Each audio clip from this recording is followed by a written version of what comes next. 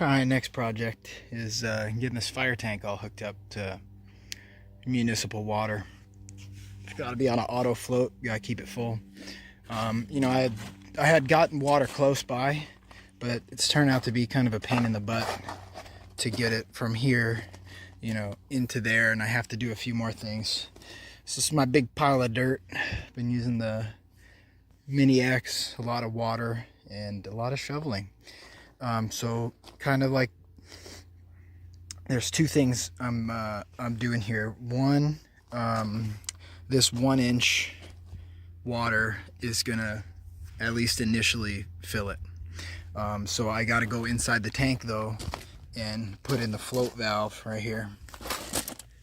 But it's kind of dumb because that's really for a temporary setup. My eventual plan is that this 1-inch pipe I'm gonna hook into. In fact, I've already got this pipe run. This pipe is run way down there. I'm gonna hook that into the well, the actual underground well, and so that well is basically just gonna pump that 1-inch pipe, whenever needed, and the water will come from 400 feet deep, get into that pipe. That pipe runs all the way into here, up, and dumps in the tank. Now to make that work, step on this, should be pretty stable. To make that work, I need a couple things. I need to have I'm going to change it over to like a digital, an electronic float. So I've trenched right here, and I'm going to do a turn up and put in a little elbow, like a 90, for a wire pull, and there's going to end up 3 DC small gauge wires going into there. That's going to go to electronic float. I picked that spot because that's where the lid is, so that way, if I ever have a problem with it, it's much easier to access. And that has to come all the way from the well. And that well is, maybe 400 feet away plus, and 400 feet deep. But basically what I did, I've already pre-run the pipe. I brought it into this box. I brought it over here, and I'm going to sweep it up right here. So that'll be one conduit, and then I have to run another conduit to the existing box I have right here. So there's going to be two things. I'm going to pull big power out of the ground here and put in a 100 amp service right here. And then from there, from 100 amp service, I'll pull out, something for like a 30 amp, and send it down in this conduit sweeped in 400 feet away. And the pump controller, that will power the actual underground well pump. Then also I'm going to sweep a smaller conduit back into that box, and there's already an existing conduit in that box that goes down to the well area, and that's going to be the little 3 DC wires. So I just basically got to pull those DC wires to the box, loop them under, bring them up, put them in there. And I don't really have to do this stuff now, but it's kind of like I got to dig this up to do the plumbing. I'm gonna take care of everything, or I'm gonna at least have everything, conduit run, maybe not wire pulled. So still missing a big conduit here. I gotta punch into this box. I'm using a tarp to hold the dirt, but there's a big underground box right there. Then the other thing that I'm gonna do is this 1.5 inch right here is the water main. Added on. I had pre-run it all the way from the house. So I'm gonna bring it here, I'm gonna stub it up, and then I'm gonna bring it over, and then I'm gonna go back down, and then I'm gonna tie into the bottom of this tank. The reason I'm gonna do that is when I get the well set up, I'm gonna basically use this has over 5,000 gallons, and I needed about 3, so there's a little bit of extra water storage here that I can use for the well. So a couple thousand gallons of this will be dedicated for just agricultural. So basically what's going to happen is the well is going to fill it up until the electronic sensor kicks it off, and that won't shut off any valve or anything. That will literally just send a signal to the pump controller. And then when water's needed anywhere throughout that house, the original house, the irrigation, the pond, anything, I'm gonna have this come off here and go to a booster pump, and that booster pump is gonna backfeed right into this main, and I'm gonna shut the main off at the street and just convert everything all over to well water, which means I'm gonna go through and disinfect this tank really well. But, you know, for now, I'm just going to stub it up, bring it over, stub it back down, and tie it into the tank. So that way I can backfill all this, and where it's above the ground, that'll be later, where basically I put inline pump, suction from the tank, and discharge into the main. Even though right now this water main is, you know, there's a valve here, so I could actually tie the water main into the bottom and fill this tank up really quick with the full 1.5 inches. And I may do that, but in the meantime, I got a lot of stuff to dig. I'm still digging a lot of stuff. I gotta, you know, run a couple more conduits, get everything where I know it's gonna need to be. I may or may not pull the big power and set up the panel now, but either way, I'm gonna see how it goes. But once I get this all done, I'm gonna fill this back up, compact this dirt in, re-gravel it, and this tank will be full, and I should be able to get another few just sprinkler covers on, and then I should be able to do final fire inspection and then get those people out of here. So that's the current project. I'm going a little slow in my COVID pneumonia recovery right now, but this is still pretty hard labor. It doesn't look it in the picture, but you know, this is over a foot deep down in here, so it's been a lot of dirt. Coming along. Alright, it's pretty slow, but I got everything up against the tank done. The water, power, and then the suction from the tank. So I'm going to start shooting this dirt back in. I got to make some room to get into this electrical box. I just kept pulling more dirt and I buried it. So that's the start. Pretty long day, but looking good. Tank's quarter of the way full.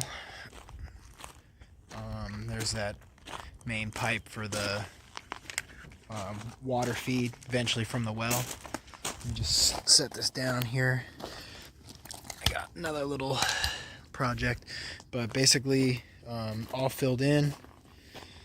So when the time comes, I can pop this cover off and send those little DC wires up and into there through that elbow for the electronic float.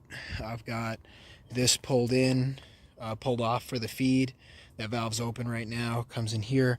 I stubbed it up and put in a 2-foot piece with unions, so that way when I get the booster pump, whatever plumbing needs to be done, I can really just undo the unions and do the plumbing and slide it back in and redo the unions. I don't have to dig back up. That's what I've been finding is a waste of time. You know, I've dug and buried stuff and then dug it back up like a couple times here. And then I've got that sweeps in and goes all the way down to the well. So that's that smaller one. The 1 inch is where the electrical is going to run for the underground pump, for the deep pump. And then this one sweeps in to this box, and so that's why I just brought out these couplers. I'm going to get that little load center ready. Basically, I got some stuff to clean up here, but you know, I got to tap into these big 3/0 wires and pull 2 hots, a neutral, and a ground, smaller ground. And that round one that looks open, that's because I just put that in. That's the one that stubs out to here. So I got to tee into those. I put in a 3-way Polaris originally, so I don't have to do anything. And then just break the silicone off, pull the cap off, shut the power off, obviously. And then I'm just going to tap into those and pull, you know, right over. It's 6-foot little jump off. But because this is protected with 100 amp, I need to have everything on that 100 amp. So this is way beyond overkill, but I've got this 100 amp load center, just broke off the 1.5 inches, and I'm gonna hole saw the 1 inch right there. So this will be enough. I think it's 6 spots. This is a really cheap one, and I do have to put a ground bus in it, but this will have the potential for 100 amps itself. I'm figuring, you know, like I'll be probably like 30 amps out of this, but either way, at least if I wanted to have the booster pump running maximum amps cranking, because I put in this little stub for a fire hose right here, kind of got a little messed up. I want to keep it low to the ground because I don't want it having a lot of leverage and busting off, but you know, I can put a fire hose on there, and that'll shoot. With that booster, I'll be able to put some stuff out if it goes down, and then at the same time the same load center will be powering the underground well pump. So it's kind of good to have a lot of amperage available. That way I never have like a dip in voltage, you know, voltage drop. So looking pretty sweet. As it fills, this level indicator is coming down. So like I could force it. Actually, not really. It's pretty heavy. So that floats up inside, and as that floats, it runs this cable out. So that's how much water's in there. You can hear the water going in.